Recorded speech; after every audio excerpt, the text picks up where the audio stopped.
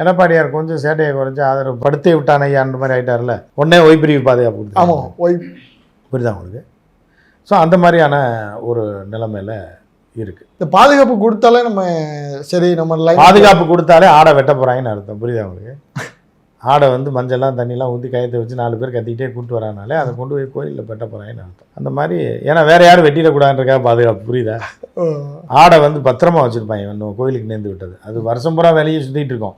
திருவிழா நெருங்கினோடனே அந்த 15 நாள் அதுக்கு வந்து பார்த்துக்கியா பழி கொடுக்கக்கூடிய ஆடு நல்ல இனியை போட்டு விடுங்க அப்படின்னு பார்த்தீங்கன்னா மஞ்சள் கிஞ்சலாம் டெய்லி குளிக்க ஊற்றி கயிறை கட்டி இழுத்துட்டு போவாங்க. பார்த்துருக்கீங்களா? அந்த மாதிரியான இழுத்துட்டு போகிறாங்கும் போது அதை வாழ வைக்கிறதுக்கு இழுத்துட்டு போகல, பிரியாணி போடுறதுக்கு இழுத்துட்டு போகிறாங்கன்றதை. சார் இந்த விஜய் வருவார்னு எல்லாரும் காத்து கிடந்தாங்க, எல்லாரையும் கவுத்து விட்டாரா சார்? விஜய் தான் வந்துட்டார்ல.